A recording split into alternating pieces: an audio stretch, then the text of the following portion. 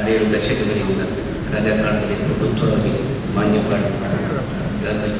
ಎಲ್ಲ ಜನಪ್ರತಿನಿಧಿಗಳು ಎಲ್ಲ ಸಮುದಾಯ ಐಕ್ಯ ಒಂದೇ ಮಂತ್ರ, ಐಕ್ಯದಿಂದಲೇ ಸ್ವತಂತ್ರ, ಐಕ್ಯಗಾನದಲ್ಲಿ ರಾಷ್ಟ್ರ ತೀರುತ್ತಿರಲಿ ಕವಿ ಕೈಯಾರು ಬಂದರೆ ವಿಧಾನಸಭೆ ಒಳಗಿಸಿದವರು ಈ ದಿನವನ್ನು ನೀವು ಈಗ ಸಾಹಿತ್ಯ ಪರಿಷತ್ ಅಧ್ಯಕ್ಷ ಎಲ್ಲ ಗೊತ್ತಾಗ್ತಿತ್ತು, ಹೋಗಿದೀಶ್ವರ್ ಗೊತ್ತಾಗ್ತಿತ್ತು. ಯಾಕಂದ್ರೆ ಎಲ್ಲರೂ ಪರಿಚಯ ಇರೋದಿಲ್ಲ, ಅಂದ್ರೆ ಯಾರೇ ಮಾತಾಡೋದು ಸ್ವಲ್ಪ ಪರಿಚಯ ಮಾಡ್ಕೊಂಡ್ರವ್ರಿಗೆ ಗೊತ್ತಾಗ್ತದೆ. ಪ್ರದೀಪ್ ಕುಮಾರ್ ಕಲ್ಪೂರ ಅಂತ 5 ಬಾರಿ ಕನ್ನಡ ಸಾಹಿತ್ಯ ಪರಿಷತ್ನಲ್ಲಿ 5 ಅವಧಿಗಳಲ್ಲಿ ಸೇವೆ ಮಾಡಿದವ, 2 ಬಾರಿ ಕನ್ನಡ ಅಭಿವೃದ್ಧಿ ಪ್ರಾಧಿಕಾರದಲ್ಲಿ, 1 ಬಾರಿ ಕನ್ನಡ ಪುಸ್ತಕ ಪ್ರಾಧಿಕಾರದಲ್ಲಿ ಮತ್ತು ಎಲ್ಲ ಧಾರ್ಮಿಕ ಸಂಸ್ಥೆಗಳಲ್ಲಿ. ಬಹುಶಃ ಹಿಂದೆ ಸುಮಾರು ಒಂದು 10-20 ವರ್ಷಗಳ ಹಿಂದೆ ಬಹಳ ದೊಡ್ಡದಾದಂಥ ಒಂದು ಕೋಮು ಸಂದರ್ಭಗಳು ನಡೆದಾಗ ಈ ಸುರತ್ಕಲ್ಲಲ್ಲಿ ಈ ಕಡೆಯಲ್ಲಿ ನಮ್ಮ ಗಮನಕ್ಕೆ ಬಂದಿರ್ಬೋದು. ಆವಾಗ ಜನ ಪರಿಪೂರ್ಣವಾಗಿ ಕಾನೂನಿನ ವ್ಯವಸ್ಥೆಗೆ ತಮ್ಮನ್ನು ತಾವು ಒಡ್ಡಿಕೊಂಡದನ್ನು ನಾವೆಲ್ಲರೂ ಅನುಭವಿಸಿದವರು. ನಾನು ತುಂಬ ಒಂದು 10-20 ವರ್ಷ ಹಿಂದೆ. ಆಗ ಪೂಜ್ಯ ಪೇಜಾವರ ಶ್ರೀಗಳು ಎಲ್ಲ ಮನೆಗಳಿಗೆ ತೆರಳಿದ್ದಾರೆ. ಗೌರವಾನ್ವಿತ ನಮ್ಮ ಯುನಿಟಿ ಆಸ್ಪತ್ರೆಯ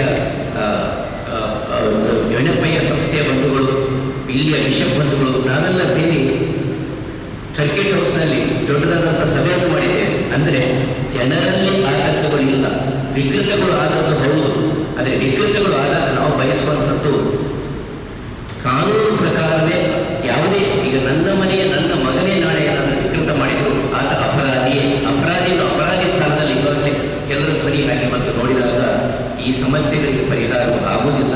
ಮತ್ತು ಇಂತಹ ಸಭೆಗಳು ಇದು ಶಾಂತಿ ಸಭೆ, ಸೌಹಾರ್ದ ಸಭೆಗಿಂತಲೂ ಒಂದರ್ಥದ ನಮ್ಮ ದಕ್ಷಿಣ ಕನ್ನಡ ಜಿಲ್ಲೆಯ ಕೌಟುಂಬಿಕವಾದಂಥ ಆತ್ಮಾವಲೋಕನ ಮಾಡುವಂಥ ಸಭೆ ಅಂತ ನಾನು ಭಾವಿಸ್ತೇನೆ. ಈ ಥರದ ಆತ್ಮಾವಲೋಕನ ಮಾಡೋದ್ರಿಂದ ಸಮಸ್ಯೆಗಳಿಗೆ ಪರಿಹಾರವಾಗ್ತದೆ. ಇಲ್ಲಿಯ ಬಹುಶಃ ಇಲ್ಲಿ ಖಾದರ್ ಸಾಹೇಬರು ನಾವೆಲ್ಲ ಆತ್ಮೀಯರಾಗಿ ನಾವು ಸಮಾಜ ಸೇವೆ ಮಾಡಿದ್ರು. ಮನೆಯಲ್ಲಿ ಬ್ಯಾರಿ ಮಾತನಾಡಿದರೆ ಸಂತೆಗೆ ಹೋದಾಗ ತುಳು ಮಾತನಾಡ್ತಾರೆ. ಯಕ್ಷಗಾನ ವೇದಿಕೆಗೆ ಬಂದಾಗ ಶುದ್ಧವಾದ ಸ್ಪಷ್ಟವಾದ ವ್ಯಾಕರಣವಾದ ಕನ್ನಡದಲ್ಲಿ ಮಾತನಾಡ್ತಾರೆ. ಇದು ಈ ಜಿಲ್ಲೆಯ ಸೌಹಾರ್ದತೆಯ ಲಕ್ಷಣ. ಮಾತೃ ಸಂಸ್ಕೃತಿ ಉಳಿಸಿಕೊಂಡು ಒಂದಾಗಿ ನಾವು ಬಾಳ್ತಾ ಇದ್ದೇವೆ, ಬಾಳೋಣ. ಇಂಥ ಕೌಟುಂಬಿಕ ಸಭೆಗಳಿಗೆ ಹೆಚ್ಚು ಪ್ರಾಶಸ್ತ್ಯ ಕೊಡೋಣ.